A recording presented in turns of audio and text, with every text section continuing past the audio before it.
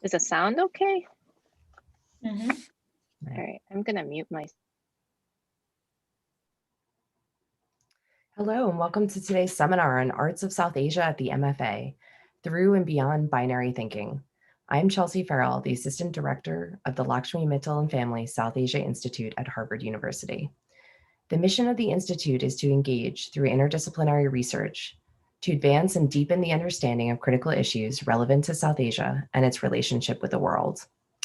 We're so glad you joined us today, and please check our website for future webinars. A couple of housekeeping items for today. Today's session will be recorded. During the session and throughout the session, you can submit questions directly to moderators via the Q&A function on Zoom. There will be a short survey automatically sent to you at the end of the session. We would ask that you kindly fill this out.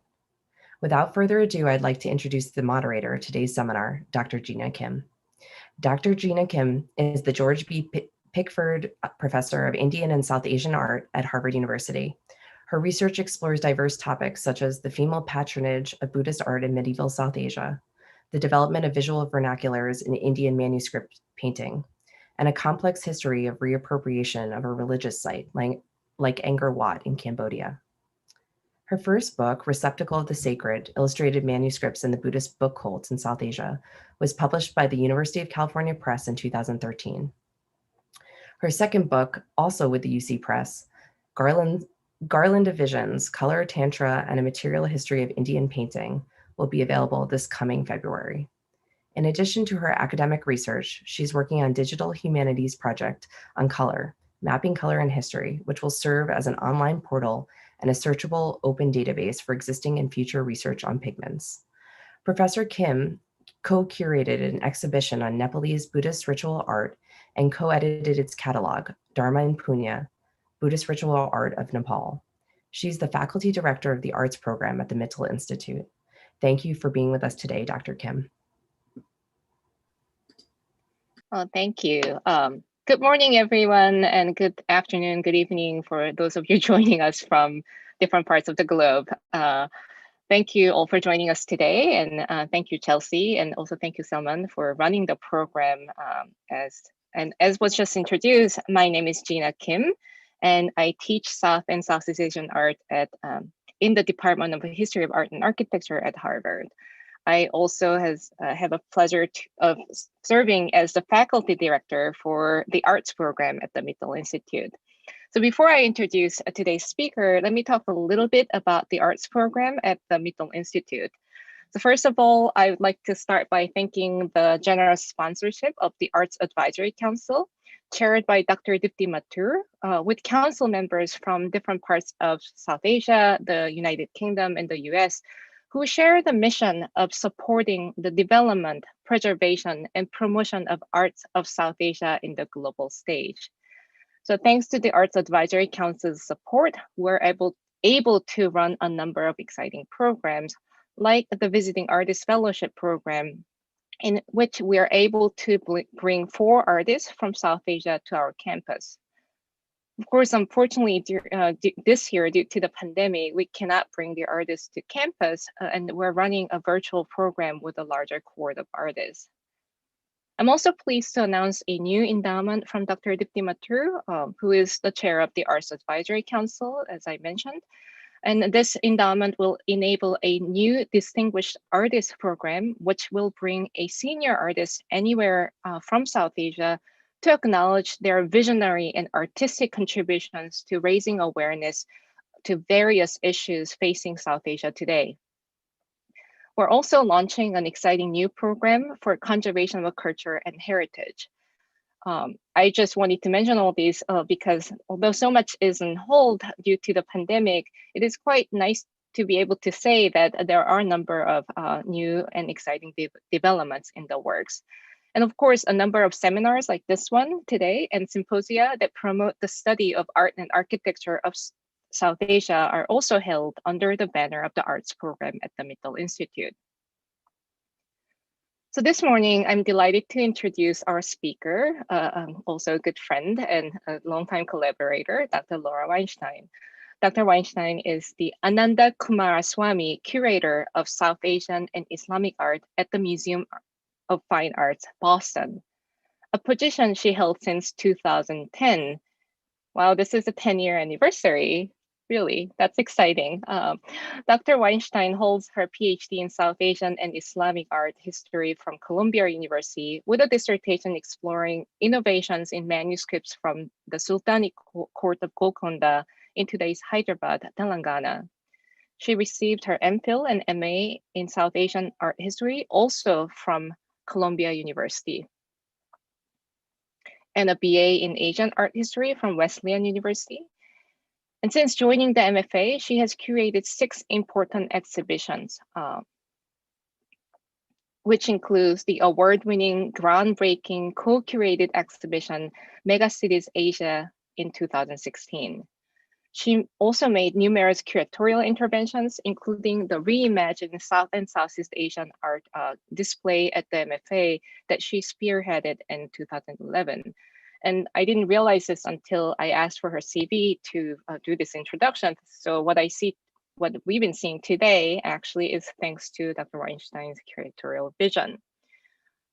As many of you know, MFA holds the finest collection of South Asian art in North America, thanks to Ananda Coomaraswamy, who was the first curator of Indian art in North America. He started his job in 1917. And I very much appreciate her gentle and inspiring curation of this amazing collection. And her most recent curatorial intervention is the realization of the renovation and reinstallation of the Islamic Art Gallery at the MFA. The reinstalled gallery opened just last year.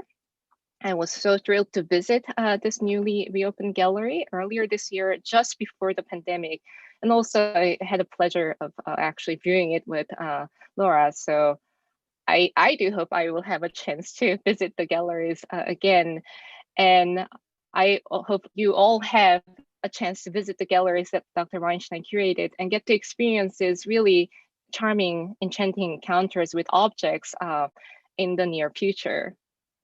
She has also written numerous essays and authored 2 books, including Ink, Silk, Gold, Ink, Silk, and Gold, Islamic Art in the MFA.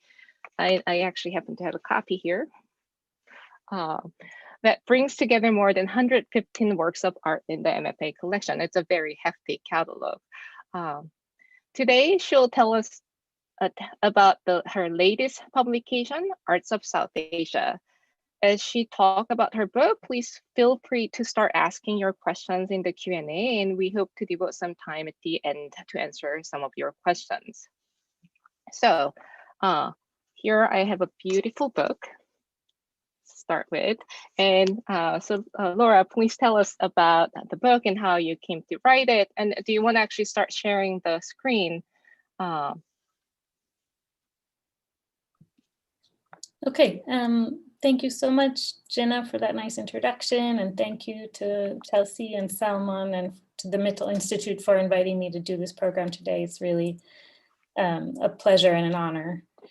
And also it's going to be fun for me to be able to share some about this book because as I'm sure some of you know, like a lot of writing is done kind of in isolation and you don't always have somebody to share the thinking behind it with. So I look forward to, hopefully there'll be some good Q&A at the end, and my good friend Jinah here is gonna have a conversation with me, so we'll have some back and forth that way as well.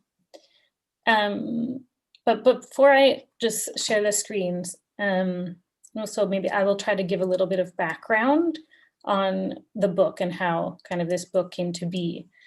The MFA has a series called the Highlights series. I'm not actually sure when it first began, but there are a lot of them. There are highlights books for most of the curatorial departments at the MFA. I think maybe at least one for each department, and some departments have more than one. So as you can guess, sort of, you know, Art of Europe has more than one. And a couple of them have been done in a cross-disciplinary way. But the idea is basically to create a small book that showcases the the most interesting, beautiful, important objects in the collection, so that it can either be something that you take away with you if you visited the collection or you're interested in the collection, or you know, a way to briefly introduce yourself to the collection before going. But it's a modestly sized volume, as you saw, and it's a very simple format. The design for all of them is the same.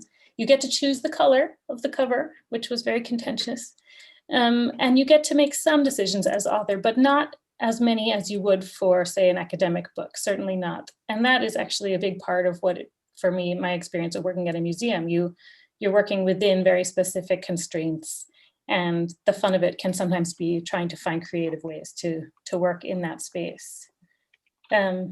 So for whatever reason, I mean, the series must have been started at least 10, 15 years ago, but until now, there was no volume dedicated to Indian art or South Asian art. And so that, since I first came to the MFA, has been a goal.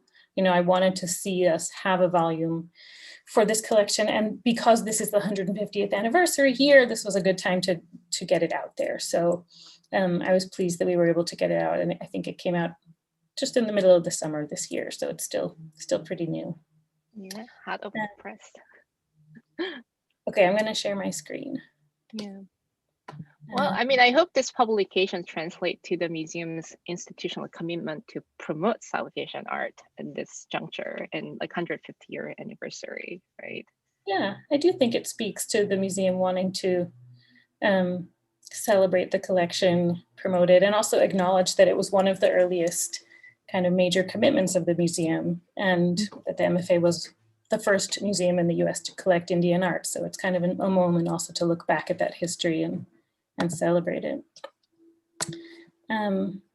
Okay, so how's that, Jinah? Is that good? You want to give me a thumbs up? Yep. Do you want to do a slide view? Yes. There we go. Okay. So, I mean, it must have been quite a challenge to organize a book like this, introducing the collection as comprehensive and just impressive as the MFAs to the interested public in a concise and also culturally sensitive manner is, I mean, it seems to be an impossible task, but you have done it. And how is the book organized and why you sort of chose that organization? Yeah, so I'm glad to talk about that, and I'm so curious what the people who are watching right now are thinking. So here's the situation with a book like this: is you're told you can have 5 or 6 chapters, and so immediately knowing that's the constraint, and 100 objects altogether, I should say. So that set me immediately to thinking, well, what are the categories that we can use, and that would nicely divide up into 5 or 6 chapters and give a representative sample of the works of art in the collection. And I just had this feeling like I didn't want it to be thematic, which is what most of the volumes, almost every volume in this MFA Highlight series, is either organized chronologically or geographically or by theme.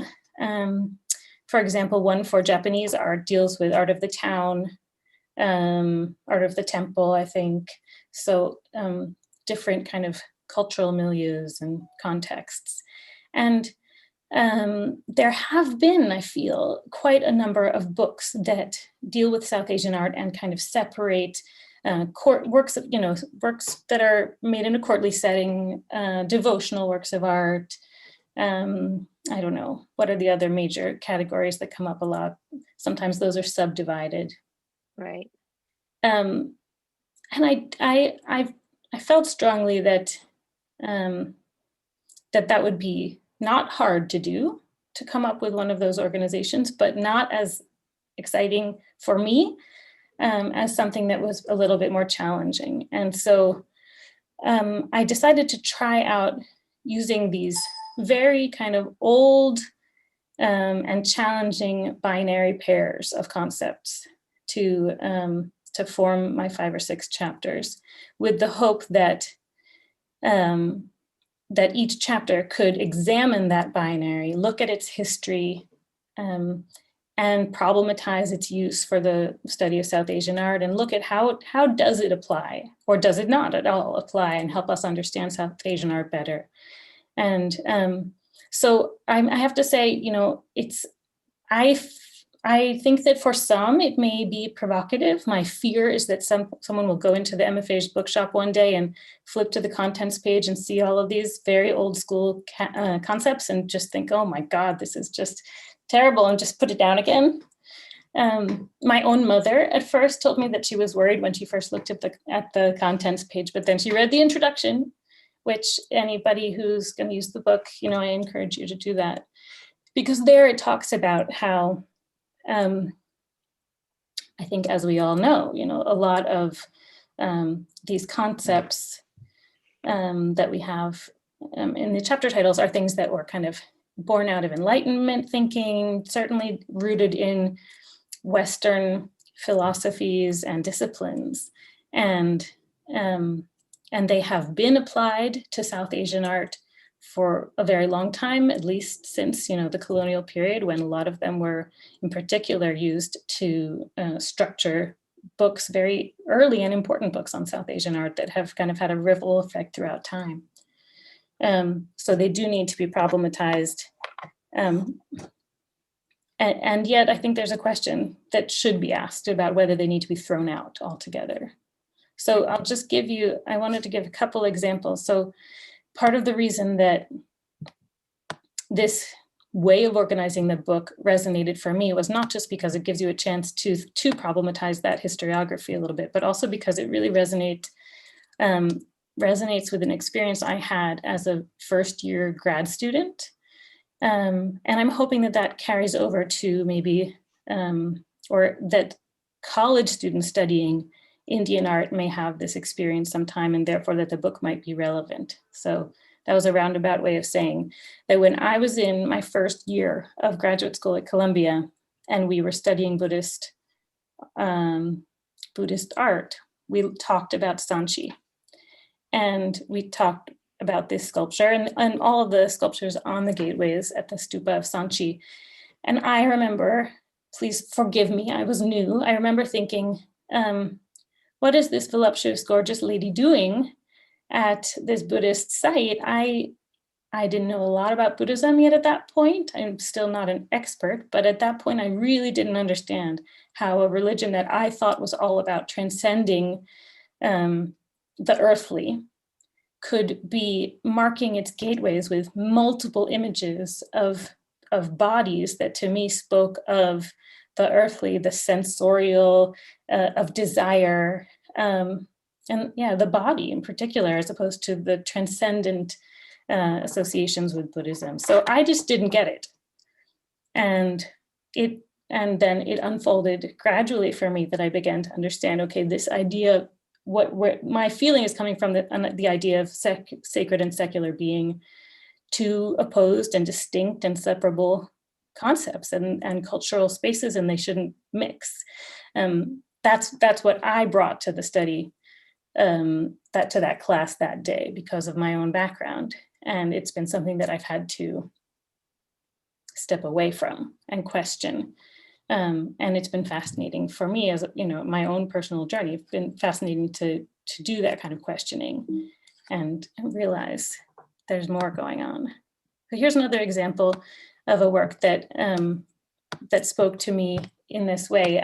A lot of my own research has been on Persian manuscripts made in India, and a lot of them speak of the kind of interconnections of Islamic and Sanskritic cultures in manuscripts in particular. And so this is an example where I, since college, have loved the fact and have been aware of the fact that there can't really be drawn a hard and fast line between what art is Hindu and what art is Muslim in South Asia, as much as people very often want to do that. I'm not saying that in every case there's no division, no important distinctions to be made, but as you can see in a work like this Mughal painting of the story of Krishna's early childhood, right away, anybody who wants to think of Islam and Hinduism as culturally absolutely separate and opposed would have, I think, a hard time explaining what a painting like this is all about. And so that one went into the Hindu-Muslim chapter. And then the book actually ended up starting with art and craft. So art meaning sort of fine art versus craft traditions.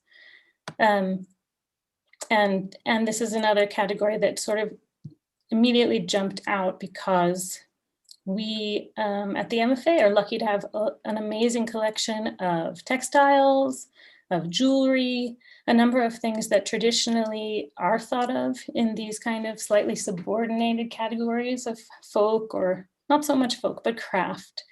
And I have struggled sometimes as a curator to figure out how to talk about these objects in ways that that didn't fall prey to this sense that there is something inherently different about a work that has this kind of a function, a piece of wearable, something wearable. And I've had to push and pull a little bit, and I think I still haven't completely resolved it, how to talk about something like this without making it sound as though it's sort of ontologically, fundamentally distinct from quote unquote art. So what ended up happening is, I'm just going to tell the story of this book. I had a wonderful visit from Sonal Kolar, who is now at the University of Pennsylvania one day when I was thinking about this book. And I said to her, I just don't want to write about the courtly and the devotional and, temple and goddess and all of the categories that to me, I just want to see something a little new. And honestly, now I can't remember if it was her idea or my idea, or maybe it just came out of our conversation, but we thought of this idea of binaries. And so we went back to the department and we scribbled some binaries on pieces of paper and then cut up these thumbnails and started scattering them around and playing with what went well with what. And it seemed like it really was actually going to work. And actually gives you a lot of flexibility, because many of these works of art can be used as a way to think about the sacred and the secular, and as a way to think about Hindu and Muslim. I mean, it actually was a framework that allowed a lot of flexibility. So, so the challenge then for me was to figure out, how can I pack something that's actually kind of multi-layered and a little bit complex into a book that's supposed to be a very, very simple, small intro to the subject. And that's a challenge in the museum. I was tasked with writing one chapter to try to prove that I could do this, talk about the objects and their relationship to the binary without making it too scholarly and too difficult. And so I'm grateful that I was able to convince the publications department that we could do that, and we followed it through. And my hope is that this does resonate for people who teach Indian art, possibly to students with the kind of European or American academic cultural background that does cause them to have some of these binaries kind of embedded in their thinking that need to be unpacked.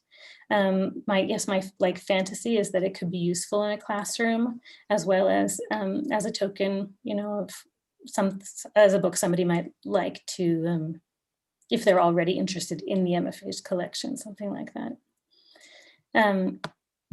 I want to also just mention that I was also fortunate to have a bunch of colleagues read bits and pieces of this for me, Jinah included.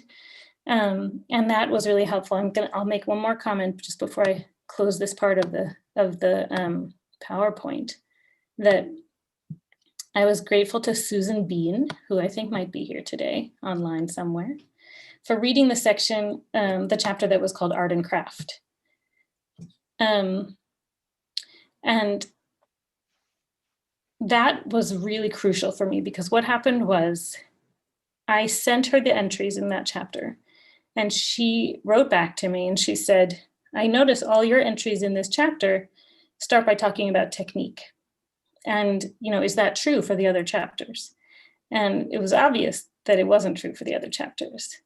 That the other chapters, mainly I started talking about meaning, maybe iconography, maybe the context of its use, lots of other types of things, but it was only when talking about these objects that I felt somehow it was necessary to stress how sophisticated their production techniques were.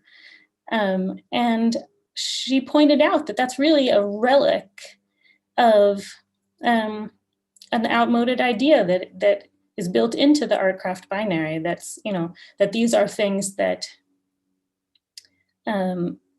maybe they have iconographic meaning, maybe they have sacred meaning, but the primary lens through which we see them as works of craftsmanship. And that's exactly the kind of thing that I wanted to question a little bit and poke at in writing this book. So first, I was so grateful to her for pointing that out. Then I went and reorganized all of those and didn't take out the part about the technique because I think the techniques are incredible. This, for example, is one of the most ambitious enamels that came out of Rajasthan in the 18th century because of how complex and also compact the program is. We have all of the avatars of Vishnu represented here. And it's reflective of the fact that artists in Rajasthan really took the enamel technique that was originally, I think, a European technique, took it to heights that had never been reached before, and that is significant. But you can't stop there, and if you, because there's obviously more meaning and more context, and all of those things that we talk about with quote unquote fine art need to be discussed here too. But also one needs to think about the relative, about the order, about what are you stressing most. And I was glad to try to disrupt that tendency to want to stress craft over everything else when it comes to an object like this. So how big is this object actually? Can you tell us a little bit more about this object? And I guess the binaries, the challenges there is always the worry of this structure actually reinforcing these ideas, right? Instead of actually challenging them. But I mean, if you read the book, we know you're really complicating the picture and asking us to really challenge that this is really not going to work in understanding Indian art. But so I wonder if you can also unpack this object for our audience a little bit more, because it's such a fascinating object. I mean, in the book, you actually show both sides, right? It's like two, and it's a utilitarian object in a way that was worn on somebody's body, right? Yeah, I'm sorry I don't have a picture for you of the other side on the PowerPoint. It has sapphires, diamonds, emeralds, and rubies. So it's just, it's a very luxuriously jeweled object. I mean, it's utilitarian, but that, like, even that word is I don't know that it's more utilitarian than a temple sculpture, which also has a function to play. I don't know, we could think about what is that, what do we really mean with utilitarian? I mean, this is obviously a more than a normal pendant, right? Because of this pictorial program on it, it really could be seen, I think, as a protective kind of amuletic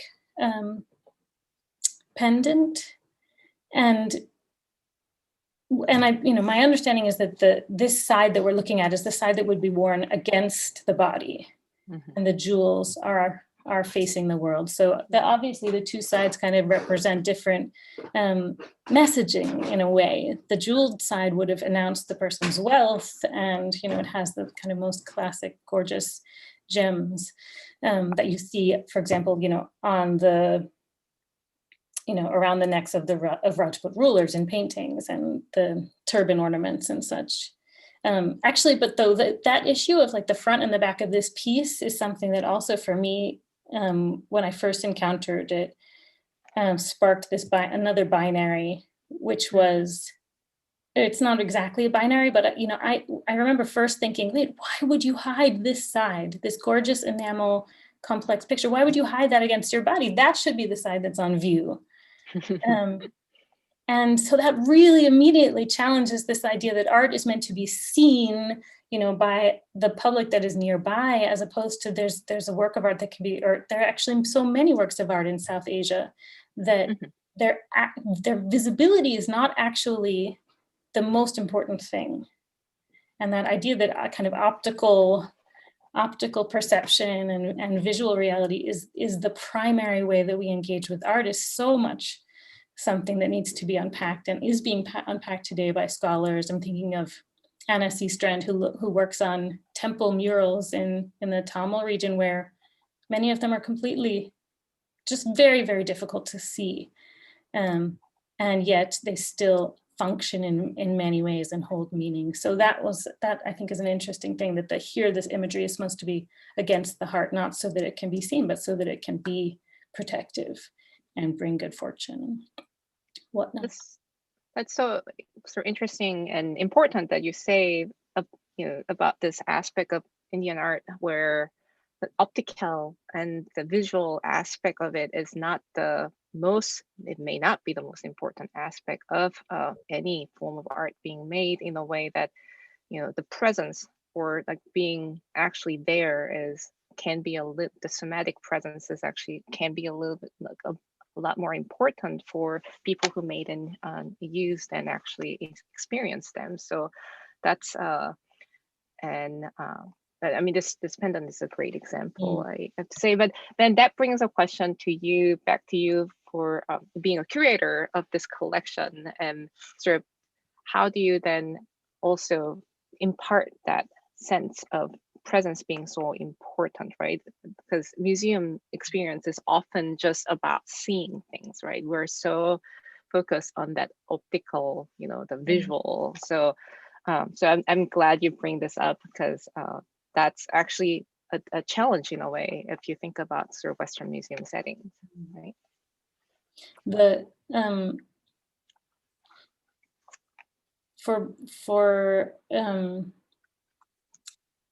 I'll set that issue, which you're quite right is a big one, into my own little bio, because just as you brought it up, the reinstallation of the South and Southeast Asian collections at the MFA was something that I did when my very first project at the MFA 10 years ago.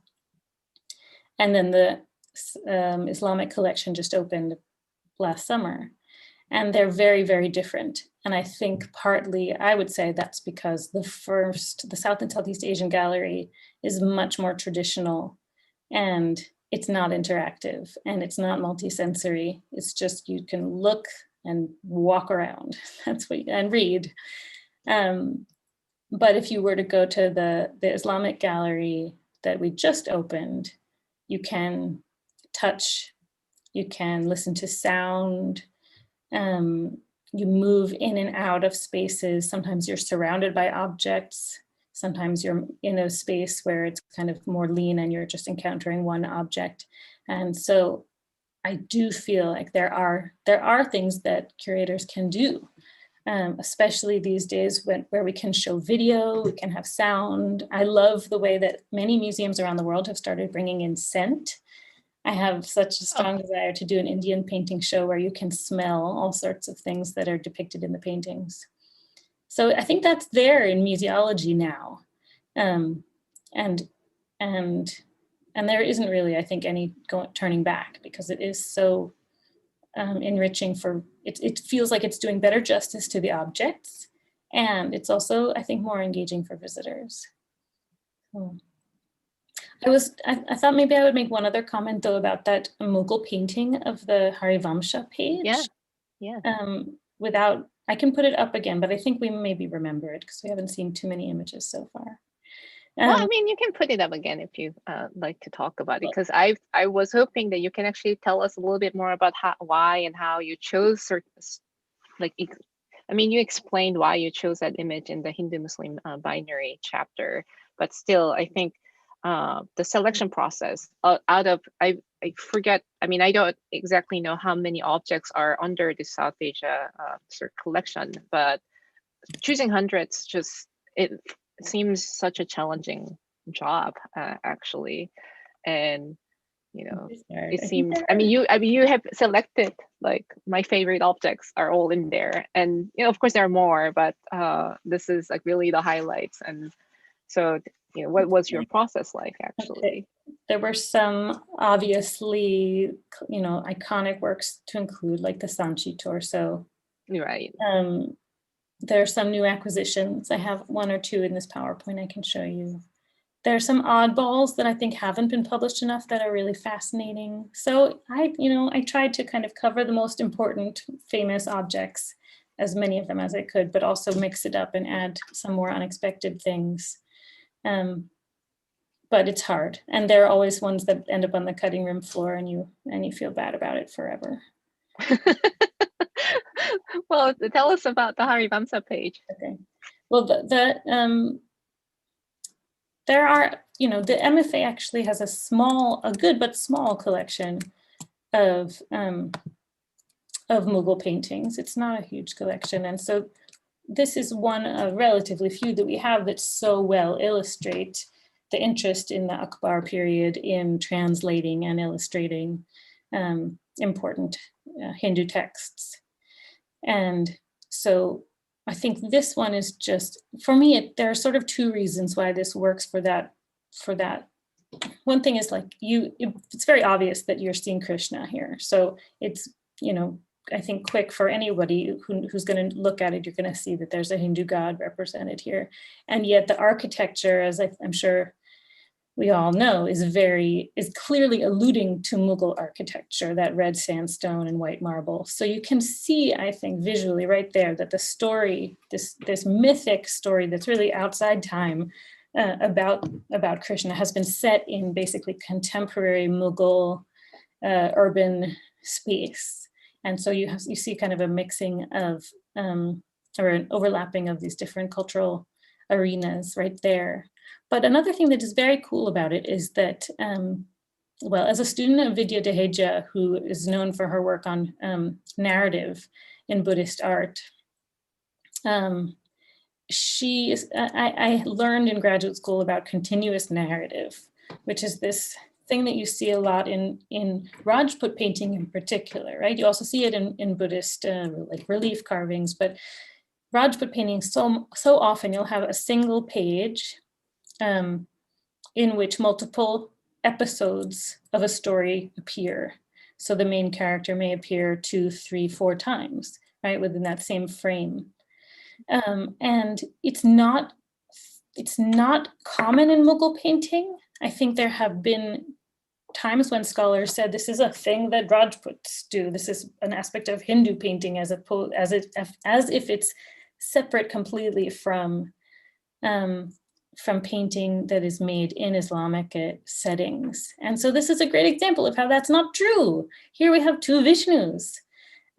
So this like idea that really goes back to Coomaraswamy, if not before, that Mughal painting somehow has this more secular, rational, sort of fact-based nature, really kind of, which is something that many people have questioned in recent scholarship. You know, you can see that right here, that there is also this imaginative openness to trying on different types of storytelling, to including things that are that challenge the boundaries of, you know, reality and then the world of myth and story. So I think that this one has a lot to say in that way. And I've talked to you about the Sanchi one. So let me go forward a few slides.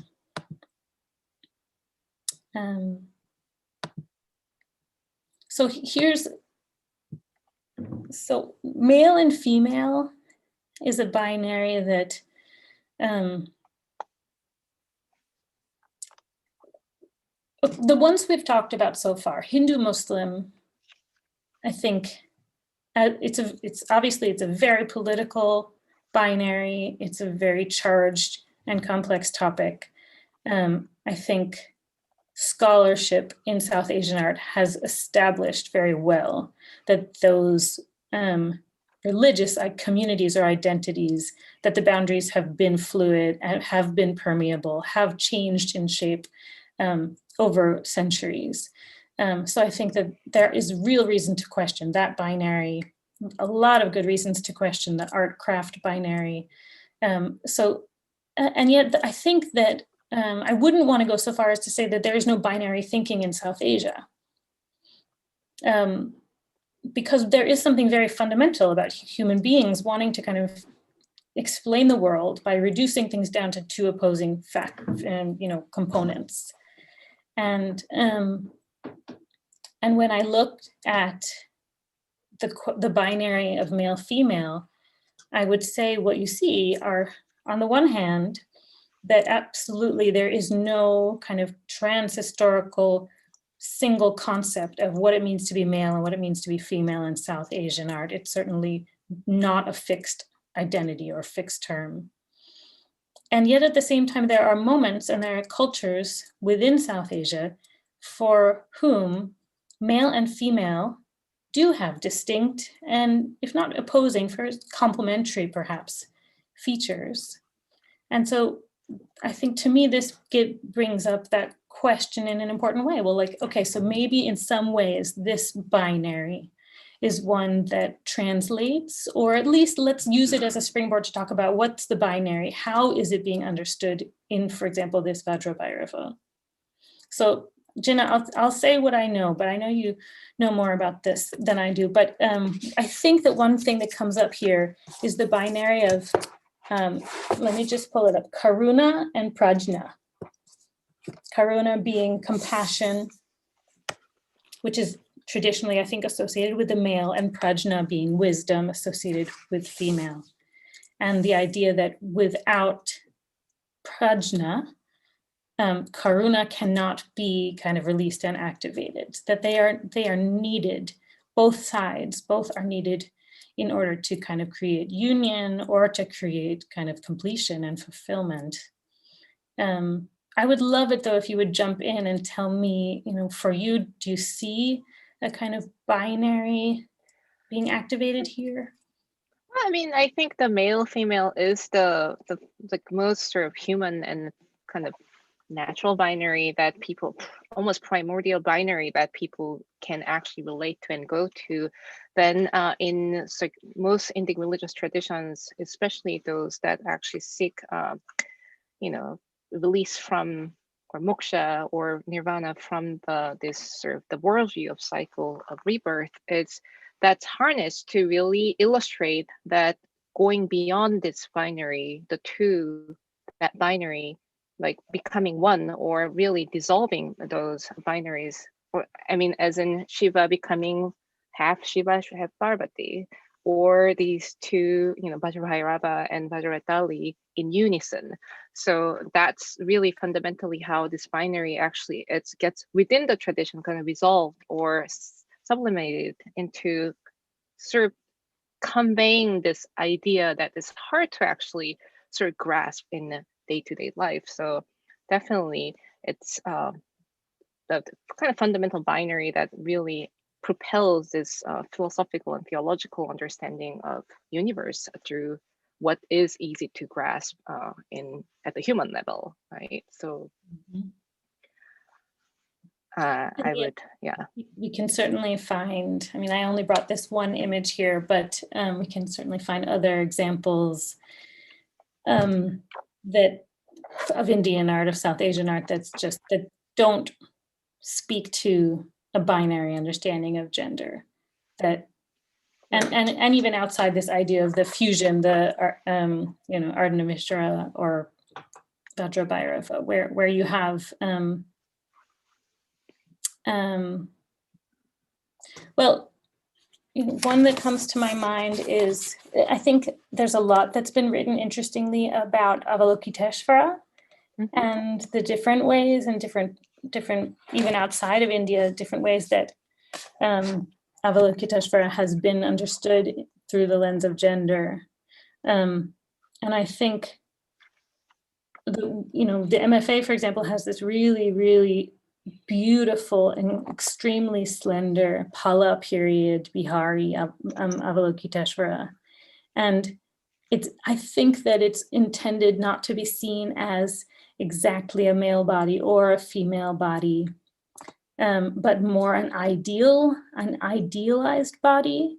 And my understanding is that Buddhist texts of this period sometimes contrast the idealized body of a figure like this with the female body, as if the female body doesn't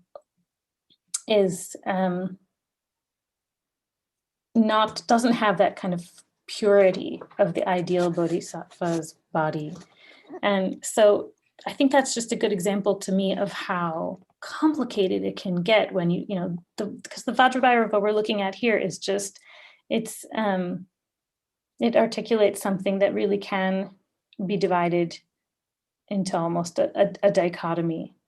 But when you look at something like Avalokiteshvara, where you end up having ideal, male, female, and you end up with 4 parts, or you end up with 6 parts, and they're like interdependent, and it gets to be so much more complex. And so I would want anybody ideally looking at this chapter not to come away with an idea that it's like, I understand what you're saying about how it's kind of visceral and is a bit fundamental, but also I would want people to come away realizing, okay, it's not consistent though.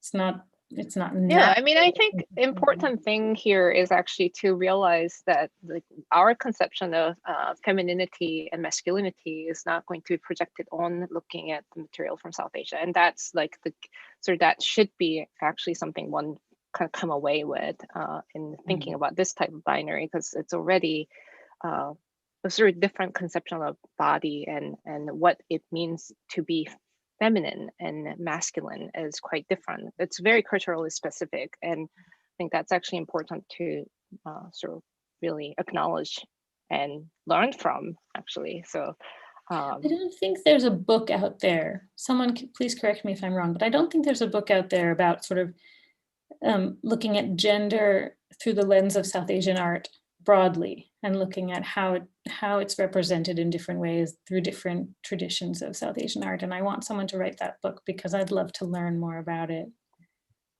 Well, we'll get on it. I guess scholars out there, and myself included, will get on it, I guess.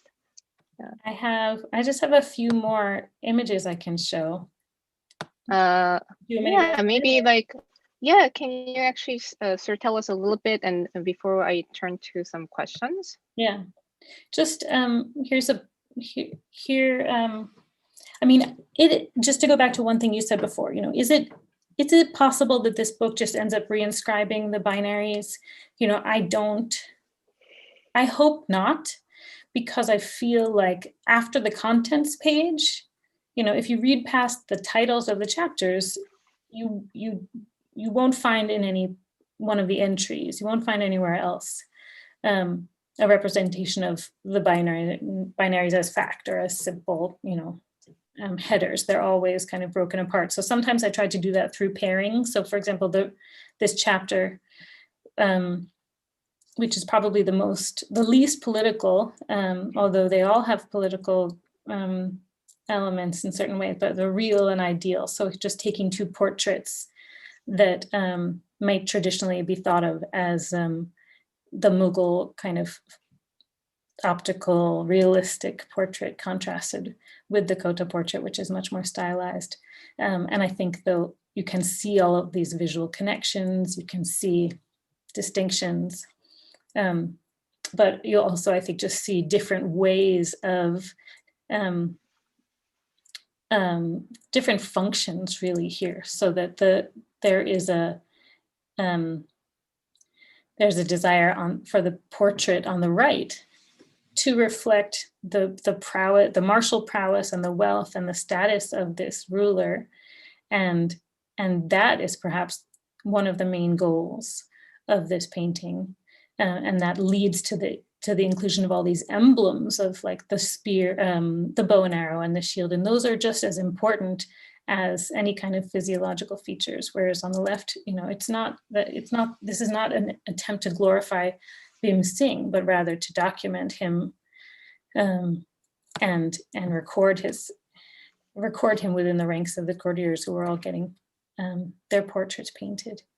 So so meaning that I think real and ideal requires us to look at the function and the context and what is this work of art trying to do, and then have they chosen a realistic or an idealistic or some other mode to tell that story to try to achieve that particular function. I think it has to do more with that than with any kind of inherent sensibility that's realistic or idealistic.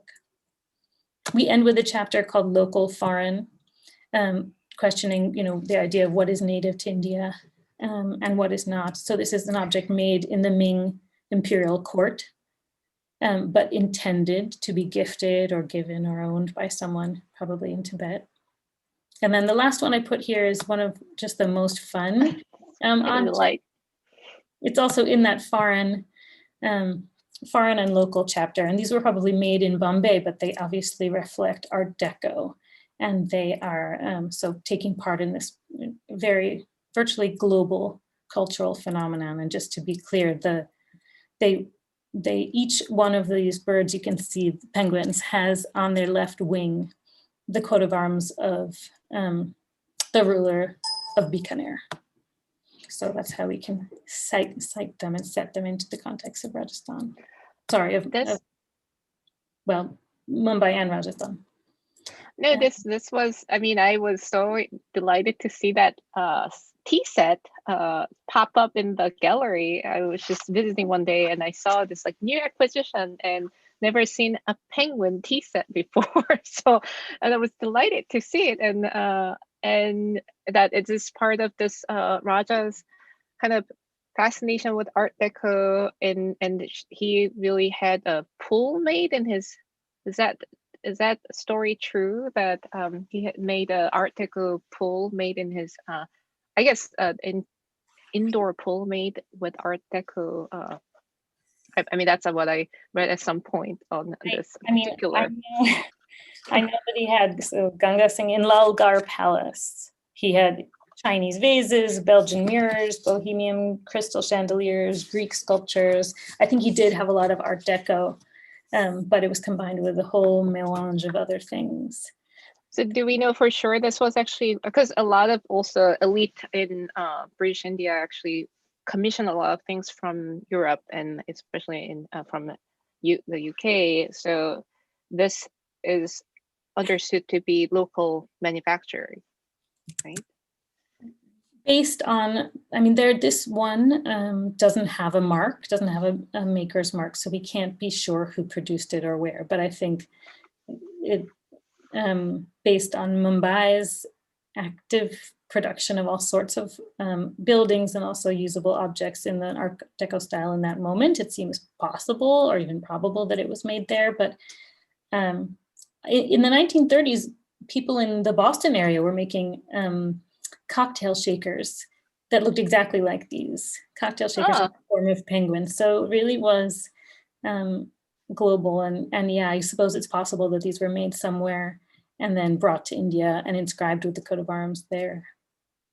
Yeah, it would be an interesting story to tell if this type. Penguin shaped cocktail shaker, tea maker. This is an interesting, really a fascinating sort of idea of an utilitarian object that's made into, in different parts of the globe at the time. And it would be a fascinating story to tell the connections and to immediately for me to think, it must have been foreign made is again already sort of, I need to really rethink myself. In 1930s India, we're talking quite globally connected, but local productions are at the level that actually meets and even exceeds whatever is being done elsewhere. So, this is a great example. And it's such a delight to see them, actually. It's quite a fun object. And you can think of this Raja of Bikaner really enjoying himself, knowing, that he owns a set of penguins.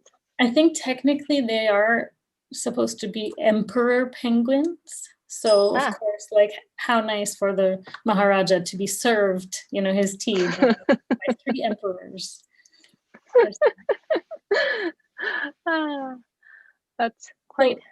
I hope this is a pretty good sort of summary of the book. And as I said, I think it maybe is a little bit provocative, but I hope that, not too much to confuse or to upset people. I hope it's really more an invitation to to challenge instincts or knee-jerk thoughts about, you know, how we categorize works of art and the people who made them, and at the same time see some beautiful objects. So thank you for letting me share and tell you the story of this book, and I really hope it's useful for somebody, and I'd love to take questions if there are some. Yeah, no. So I have a question here from actually Tarun, our director. So how did you engage intellectually with the politics of the moment when going through these examples of South Asian art? Like when going through, what was that last bit? These exemplars of South Asian art. I mean, I don't know, when you say how did I engage, I mean, there's certainly I certainly became kind of more aware in the process of the writing about the ways that there are political struggles being kind of waged over on the battlefields of each of these binaries, you know, to put it metaphorically. For me, definitely the most troubling one, just because of my own research, is the Hindu-Muslim one. And it's been a difficult year. And it's been a year in which it's been painful to see the communal violence and antagonism be so severe. Even this week, I received upsetting messages about people trying to achieve kind of push for unity and the arrest of some activists who want to assert that Muslims can visit and even pray in a Hindu temple. So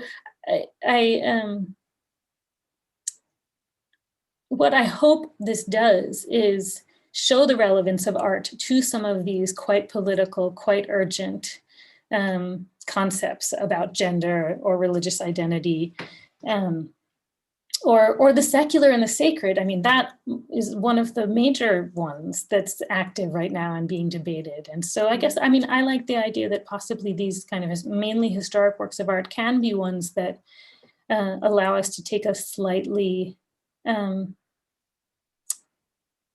allow us to look at these contemporary issues through a historic lens and consider the ways that they have changed. These binaries aren't universal and eternal, right? And so that works of art can show us that there is fluidity, there is possibility, and the roles of these concepts shift. And, you know, honestly, I hope we see fluidity and shifts in the future. Okay, I will just give you one last question because we're running out of time. So how does this curated collection in the book relate to what we see in the Islamic galleries at the MFA? Are there points of connection or juxtaposition? I mean... Do you think that person means the South Asian galleries? I wonder, actually. I'll try to just say concisely that there is a huge problem at the MFA, and I want to share it openly. We have a gallery for South and Southeast Asian art, and we don't currently have the funds in place to rotate light-sensitive works of art in that space. So no light-sensitive art is shown in that space. It's only 3D objects. And as a result, Islamic South Asia is not represented, because at the MFA, we represent Islamic South Asia through paintings and textiles. So this is a huge issue for me. The gallery makes it look like Hinduism and Buddhism are everything.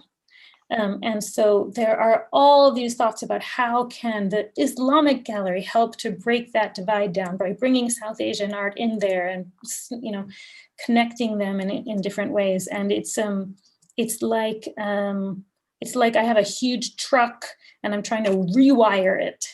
And rewire it completely without actually being able to change many of the biggest, you know, components of it. And it's an ongoing process. The book is a setting where you can make something so much more crystalline because there aren't quite so many factors getting in the way and constraints. Yeah, no, I always want to see more paintings in the collection on display because it's a phenomenal collection. But and I didn't get to ask you about this cover, but like anyone who's interested, you should really go grab a copy and read it because it's really a delightful read, and you will get to learn more about MFA's phenomenal collection. So, all right, I think our time is up. Thank you. Well, thank you so much for. No, let me thank you and the Mittel Institute and everyone for watching. I really enjoyed, and I'm grateful to have had the chance to tell you a bit about this book. Yeah. Great. So, well, thank you all for joining us. This would be the end of our program. And again, sort of tune in to or sign up for our newsletters and check on the social media sites for the Mittel Institute's upcoming webinars. Again, thank you so much for joining us. Okay, bye for now.